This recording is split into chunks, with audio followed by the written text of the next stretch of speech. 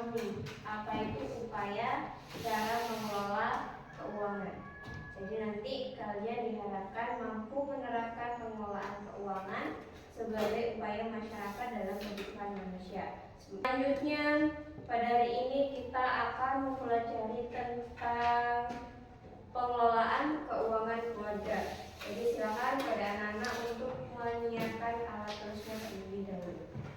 Keluarga kita harus paham dulu tentang apa sih pengelolaan keuangan itu. Pengelolaan keuangan adalah cara kita merencanakan, mengorganisasikan, kemudian mengendalikan keuangan untuk kegiatan konsumsi dan tabungan. Pengelolaan keuangan merupakan tolak ukur. Jadi yang penting karena cukup tidaknya pendapatan keluarga untuk memenuhi kebutuhan tertentu pada keuangan keluarga. Dengan melakukan pengelolaan keuangan, kita dapat mempelajari cara pengambilan keputusan berdasarkan skala prioritas. Sekarang ibu tanya, skala prioritas ada ya bang? Apa itu skala prioritas? Nggak tahu. Ya, di dalam skala prioritas, di dalamnya adalah tentang kebutuhan yang kurang penting. Satu, kebutuhan yang kurang penting. Yang kedua, kebutuhan penting.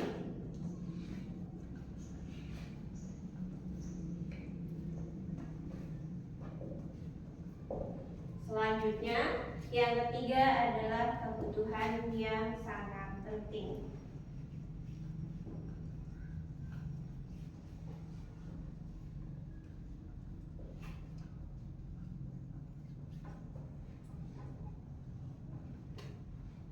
Nah, jadi apa di dalam skala prioritas ini? Yang pertama apa? Satu, kebutuhan yang kurang penting. Terus yang kedua, kebutuhan penting. Yang ketiga, kebutuhan yang sangat penting. Selanjutnya, tujuan pengelolaan keuangan ada 7. Yang pertama, meminimalisir pengeluaran dana yang tidak diinginkan pada masa datang. Kemudian yang kedua, mengalokasikan dana secara efektif dan efisien. Kemudian yang ketiga, mencapai target perencanaan keuangan jangka panjang. Yang keempat, meningkatkan dan melindungi kekayaan yang dimiliki. Yang kelima, mengatur pemasukan dan pengeluaran kas. Yang keenam, mengelola utang, dan yang ketujuh, mencegah pemborosan.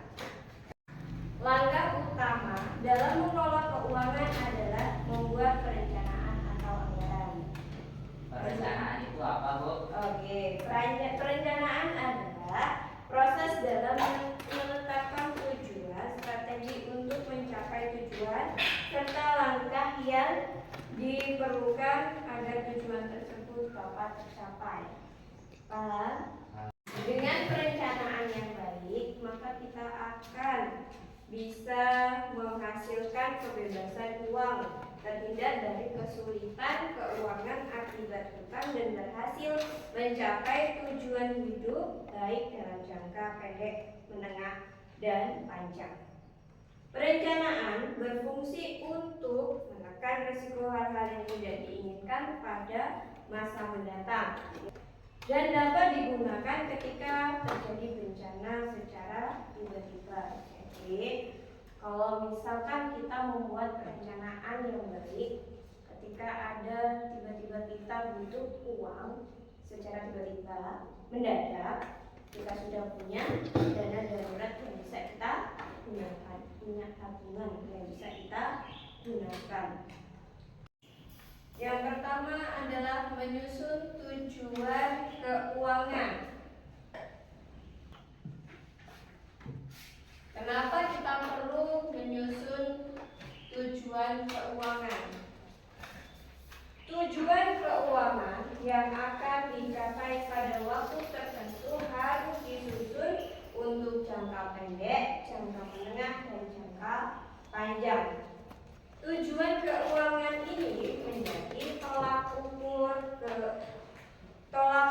keberhasilan perencanaan keuangan seseorang. Jadi tujuannya itu tadi sebagai tolak ukur keberhasilan perencanaan keuangan. Seseorang yang berhasil meraih tujuan keuangannya dapat dikatakan sudah mampu mengelola keuangan dengan baik. Yang B, menyusun rencana pendapatan. Kemudian pendapatan yang tidak pasti seperti upah lembur, hadiah, THR, dan bonus tidak perlu dicatat masuk ke dalam pendapatan. Dan selanjutnya yang C, menyusun rencana pengeluaran. Menyusun rencana pengeluaran ini memperhatikan beberapa hal. Seperti yang pertama, membedakan kebutuhan dan keinginan. Nah, di sini yang paling penting di dalam pengelolaan keuangan itu harus tahu membedakan tentang keinginan dan kebutuhan. Di dalam menyusun rencana pengeluaran, yang pertama adalah tahu cara membedakan apa itu kebutuhan dan keinginan. Sekarang ibu tanya, apa itu kebutuhan? Ya. Kebutuhan dan keinginan adalah dua hal yang berbeda. Kebutuhan adalah sesuatu yang harus dipenuhi, apabila tidak terpenuhi maka dapat mempengaruhi hingga akan mengganggu kelangsungan hidup seseorang. Jadi kebutuhan adalah sesuatu yang harus dipenuhi, apabila tidak dipenuhi maka akan mempengaruhi keberlangsungan hidup seseorang. Nah, sekarang yang keinginan. Apa itu keinginan? Ya. Keinginan merupakan kebutuhan yang dipengaruhi oleh faktor lain seperti lingkungan, selera, pendapat, dan lainnya. Kebutuhan yang dipengaruhi oleh beberapa faktor, misalnya dipengaruhi oleh selera, oleh lingkungan, oleh pendapatan, dan lainnya. Contohnya seperti ini. Seseorang membutuhkan makan cukup dipenuhi dengan makan makanan bergizi untuk memenuhi asupan bergizi. Tapi di sisi lain, seseorang yang membutuhkan makan memilih di restoran mahal dengan harga 2 atau 3 kali lipat dari harga makanan pada umumnya untuk memenuhi keinginannya. Menyusun rencana pengeluaran. Yang kedua, memilih prioritas pengeluaran. Memilih prioritas kebutuhan akan membantu seseorang membentuk kedisiplinan dalam mengambil keputusan pengeluaran. Prioritas pengeluaran dimulai dari biaya hidup sehari-hari, angsuran utang, dan iuran asuransi. Biaya hidup merupakan semua biaya yang dibayarkan guna menjaga kelangsungan hidupnya.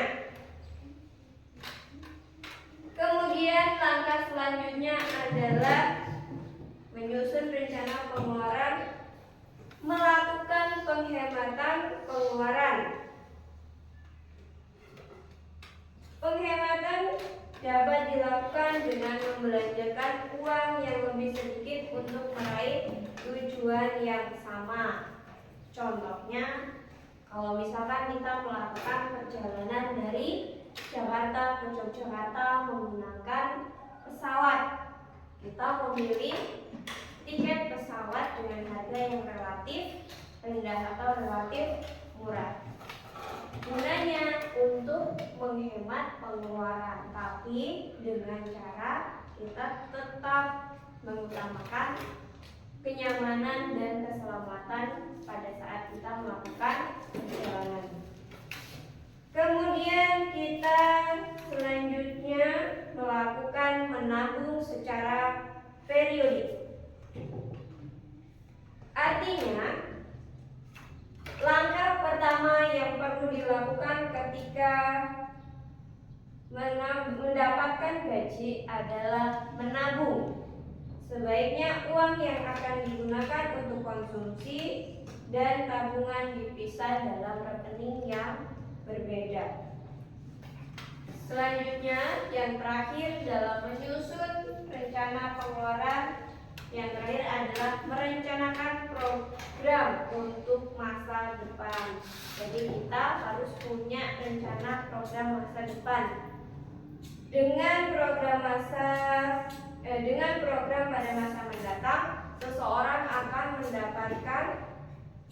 akan dapat memperkirakan jumlah pengeluaran yang dibutuhkan dan uang yang perlu disisihkan untuk mencapai tujuan di masa depan. Yang terakhir adalah melakukan review. Artinya adalah mengerti pencapaian target keuangan. Review keuangan dapat dilakukan secara periodik atau disesuaikan dengan target waktu yang ingin dicapai. Contohnya pakai sistem amplop. Nah, kita membuat amplop. Jadi kita sisihkan amplop yang pertama untuk biaya pendidikan. Amplop yang kedua kita buat untuk pengeluaran biaya listrik. Kemudian kita buat lagi untuk biaya makan. Yang satunya lagi untuk lain sebagainya. Sistem buku kas harian. Jadi contohnya ini masuk sini. Kelihatan kan? Kelihatan ya? Di sini ini namanya kebutuhannya apa? 1, 2, 3 sampai 5. Ini pendapatannya, gaji kalian. Gaji kalian itu berapa? Misalnya 2 juta. Nah, 2 juta inilah dibagi untuk semua kebutuhannya. Nanti di sini ada pengeluaran, jadi tahu untuk bulan ini kebutuhan listriknya mencapai berapa, misalnya 200.000. Terus ini berapa sampai dengan yang poin 5 yang kita butuhkan utama itu, di jumlah berapa yang kita keluarkan kita tahu. Yang terakhir, sistem kas keluarga.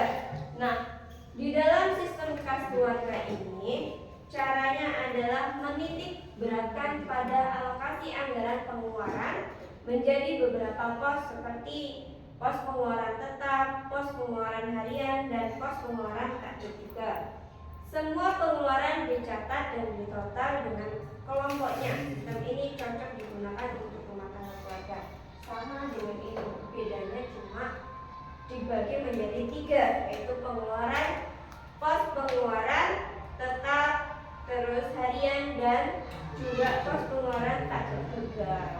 Jadi apa aja sih bulan ini ada di pengeluaran yang tidak terduga? Kalian catat. Dari gaji yang 2 juta ini cukup nggak sih untuk memenuhi kebutuhan seseorang?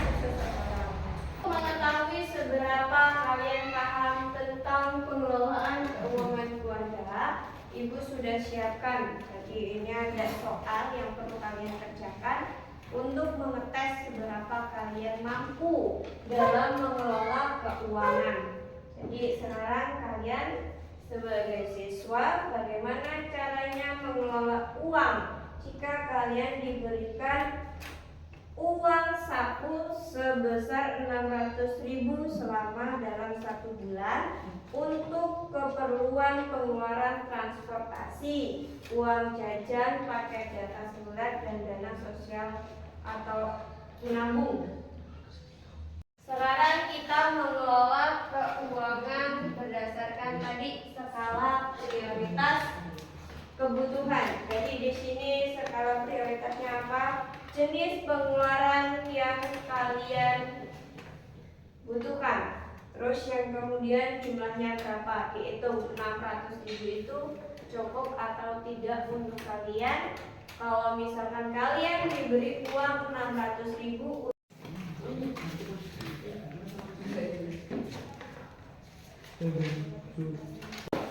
Malah kayaknya aku kurang punya, Bu. jadi kalau kita belum tahu caranya gimana, yang pertama kita jumlahkan dulu uang yang sudah kita pakai untuk kebutuhan. Yang pertama bensin berapa jumlahnya, terus uang jajannya habis berapa, terus selama 1 bulan ya. Terus yang pakai datanya itu harus berapa. Dikurangi dengan uang yang sudah diberikan tadi 600.000. Sisanya kalian masukkan ke dalam tabungan. Setelah kita mempelajari tentang pengelolaan keuangan, sekarang bertanya, bagaimana perasaan kalian saat mengikuti kegiatan pembelajaran ini? Apa perasaannya? Apa perasaannya? Biasa aja. Biasa aja. Yang kedua, apakah ada kesulitan saat pembelajaran? Enak banget ya. Yang ketiga, bagian mana yang dirasa masih terlalu sulit untuk dipahami? Katanya tadi enak. Apanya yang sulit dipahami? Tentang apa? Apa? Oke, cukup. Sudah sekarang. Baik, untuk pertemuan pada hari ini cukup sampai di sini. Dan silakan untuk dirapikan kembali alat-alatnya. Dan kepada ketua kelas silakan untuk menyiapkan berdoa untuk pulang. Semua siap. Damai. Doa selesai. Assalamualaikum warahmatullahi wabarakatuh. Waalaikumsalam warahmatullahi wabarakatuh.